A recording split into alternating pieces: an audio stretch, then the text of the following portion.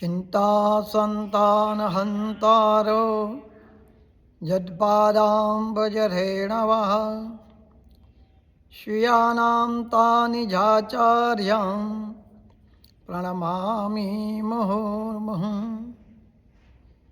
यदनुग्रहतो जन्तु सर्वदुःखातिगो भवेत् तमहं सर्वदा वन्दे श्रीमद्वल्लभनन्दनम्। अज्ञानतिमिराधस्य ज्ञानाञ्जनशलाकया चक्षुरोन्मिलितं येन तस्मै श्रीगुरुवे नमः। नमामि हृदये शेषे लीलाक्षीराब्धिशायिनं लक्ष्मीसहस्रलीलाभि सेव्यमानं कलानिधिं। चतुर्भिश्च त्रिभिस्तदा षड्भिर्विराजदेयोऽसौ पञ्चधा हृदये मम। श्रीगोवर्धननाथपादयुगलं अय्यङ्गवीनप्रियं नित्यं श्रीमधुराधिपं सुखकरं श्रीविठ्ठलेशं मुदा। श्रीमद्भारवतीशगो कुलपति श्रीगोकुलेन्दुं विभुं श्रीमन्मन्मथमोहनं नटवरं श्रीबालकृष्णं भजे। सच्चिदानन्दरूपाय विश्वोत्पत्त्यादिहेतवे तापत्रयविनाशाय श्रीकृष्णाय वयं नमः।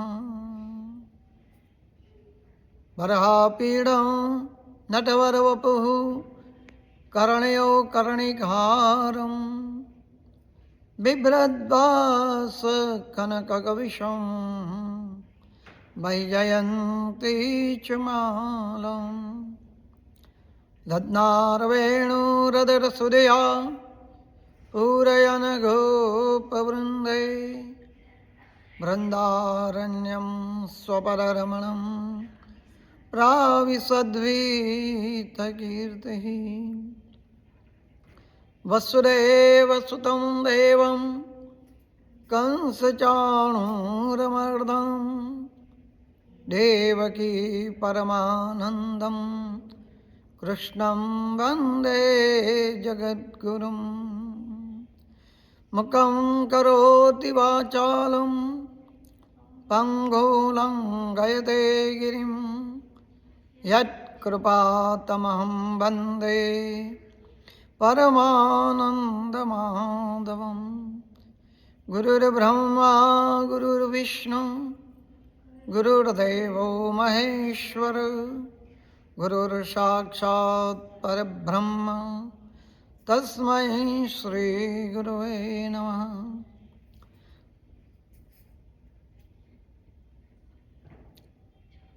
श्रीगोपीजनवल्लभाय नमः। श्रीमदाचार्यचरणकमलेभ्यो नमः। श्रीगोसाई परम दयालु की जय। श्रीपुरगुरुवे नमः।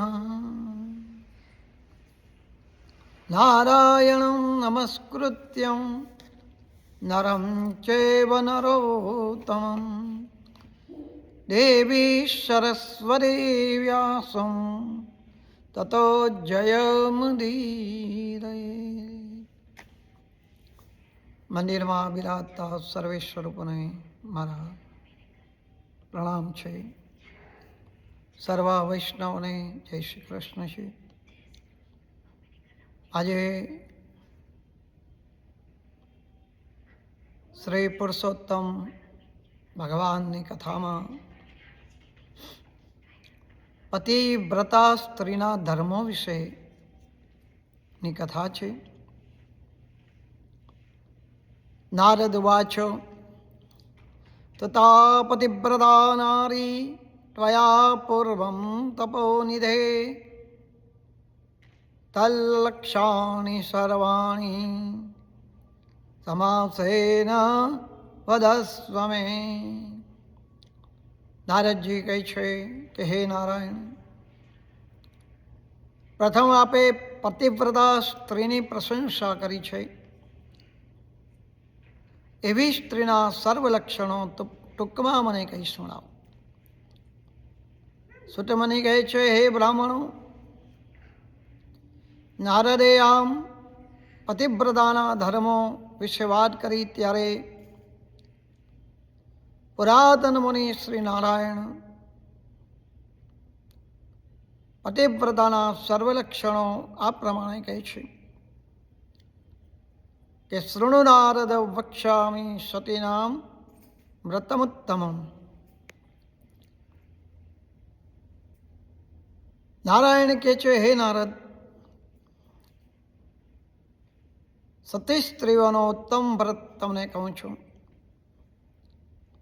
પોતાનો પતિ કદ્રુપો, ખરાબ વર્તનવાળો હોય, ખરાબ બોલનારો હોય, સારા સ્વભાવવાળો હોય, રોગી હોય, પિશાચ હોય,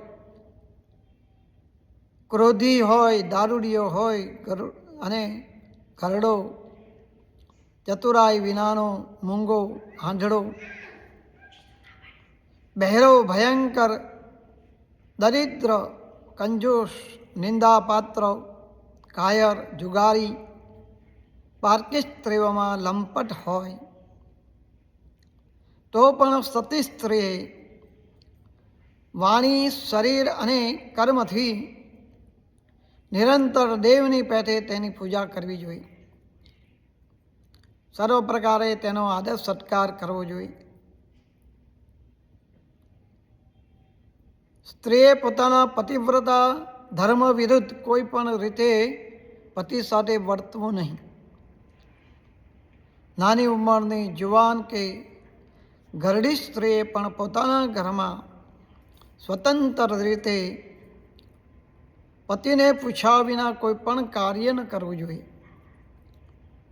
હંમેશા અહંકાર અને કામનાઓનો ત્યાગ કરવો જોઈએ.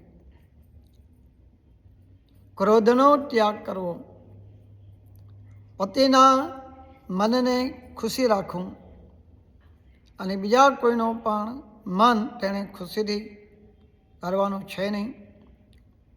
બીજા પુરુષોએ કામ વાસનાની ઈચ્છાથી પોતાને જોઈ હોય, મીઠા વાક્યોથી વાણી